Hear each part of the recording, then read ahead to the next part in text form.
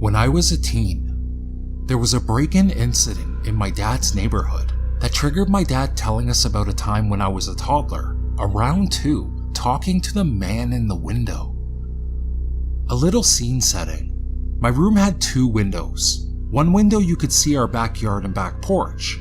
You could climb out of that window onto the porch if you wanted. The other window was around 12 feet or so off the ground. It faced our neighbor's house. Earlier in the day, Dad had been changing out the screens in the windows. As luck would have it, something went awry with the screen in the window facing our neighbor's house. My dad left the screen off and just took the ladder and laid it next to the house, intending on taking care of it later.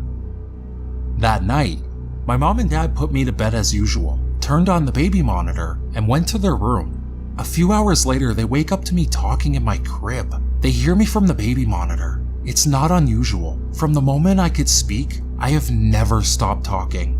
My mom always said my mannerisms were older than my age. My dad called out to settle down, and I replied, "I'm talking to the man in the window." They laughed it off, assuming it was nothing. Some time goes by, and they settle back in when I suddenly start talking again, going on and on. So my dad said again, from across the hall, to quiet down. I was adamant there was a nice man and lady at my window. I said the nice man and lady want to take me away with them. My dad immediately went into high alert and came barreling into my room. Our rooms were separated by 12 feet, max. He flips on the light, and as the light comes on, he sees the window facing our neighbors is open. I'm standing in my crib, all smiles, and then he hears the chain link fence. He immediately bolts to the window and sees the ladder set up against the window and a figure bolting into our neighbor's yard and around the corner. My dad, in his underwear and bare feet, bolted out the door and gave chase. Unfortunately, he never caught them. They were gone by the time he reached the point he last saw them, nor did the police. My dad said he didn't sleep for months. After hearing the story that very same night, as a 15-year-old teen, I made my dad help me rearrange my room so I wouldn't have to sleep near that damn window. I've never slept by it again, and technically speaking, it was the safer of the windows to sleep by. So it turns out me being overly talkative likely saved me from being kidnapped out of my own room.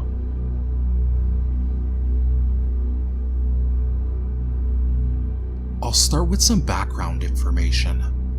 I'm almost 20 years old, but I've lived on my own for quite a while now due to university. From Detroit, my hometown, to Chicago, and currently Santa Cruz, California. I've had my fair share of experiences, both good and bad, but this particular occurrence stands out because it started out innocent enough to be considered something positive. I moved to Santa Cruz, California, a little less than a month ago to start my course of marine biology come second semester. I'm generally outgoing, so moving in alone wasn't much of an issue for me, as I tend to make friends pretty fast. That was the case this time as well. Namely, I met Martin. He approached me for a chat while I was taking a night stroll around my new neighborhood, and he was pretty polite about it. He was dressed well, only 3 years older than me, and pretty darn good looking. We hit it off instantly, and what started out as a one-night stand turned out to be somewhat more as we began seeing each other.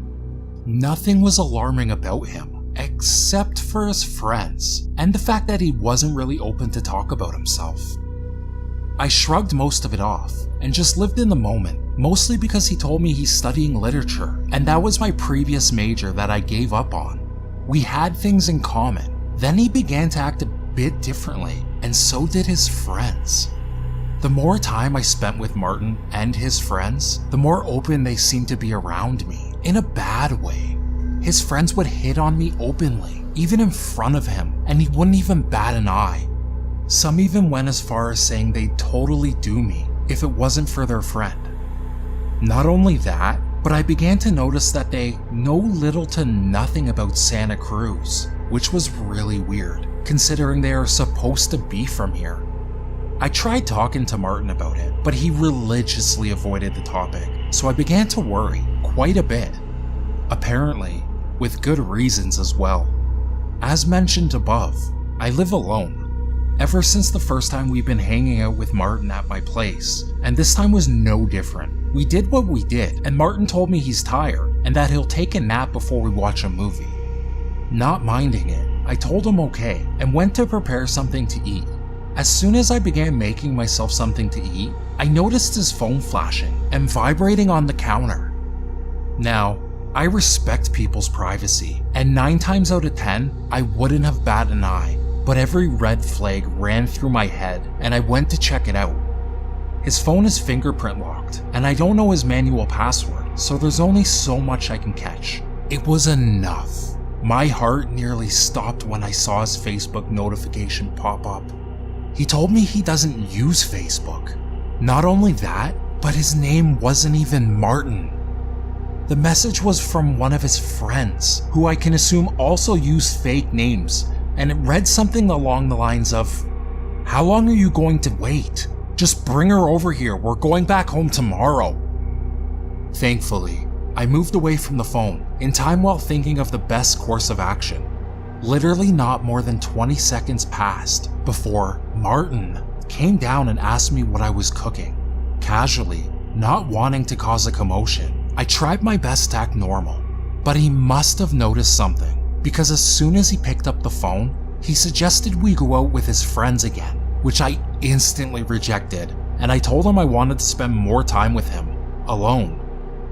Now, he isn't stupid, obviously, otherwise he wouldn't have been able to get away with lying about his whole identity for so long. I can only assume he noticed and decided to take as much advantage as possible while he could. Plus he knew I couldn't have called the cops yet, because both my phones were upstairs and I couldn't unlock his. I wasn't able to do anything before he left, and even though I probably saved myself from a disaster, he outsmarted me in every way possible. He practically got to spend the last night of his vacation at my place without having to fear me calling the cops while he did his thing. I later found out him and his friends were on vacation here in Santa Cruz and technically didn't do anything but fake their names. So Martin, even though some of it was super nice, let's not ever meet again.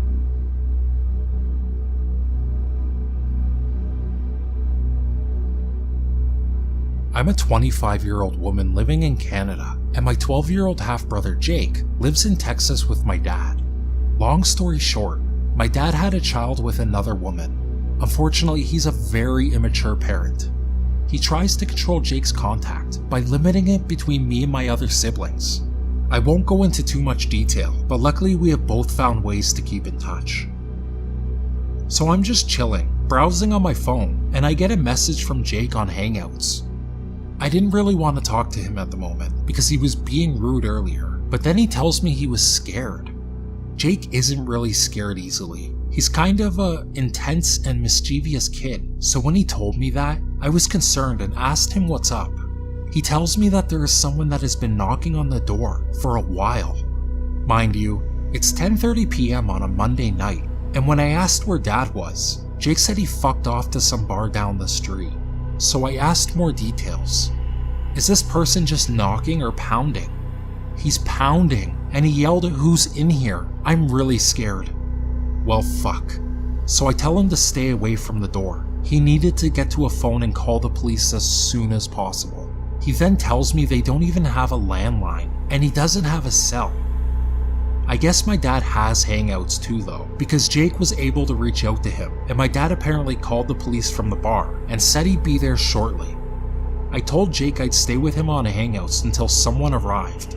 He said he was still scared because this dark figure was walking around the front door and pounding on it.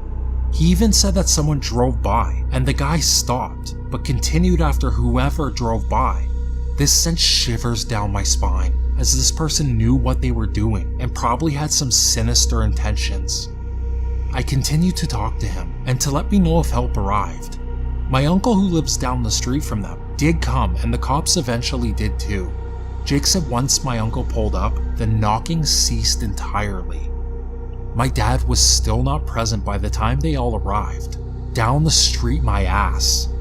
I guess I should just be thankful my uncle lives close to them. I haven't heard much since. Hopefully I'll hear about something tomorrow. There wasn't much I could do besides read how scared he was, and that made me all the more angry with my dad for leaving a 12-year-old alone at this hour, and the sick fuck who clearly must have known someone was home. Whoever the fuck you are, Night Knocker, you better pray we don't meet. If you enjoyed this episode, please comment. Any feedback is totally welcome. Oh, and please give it a like or dislike. The choice is in your hands. And last but not least, join me.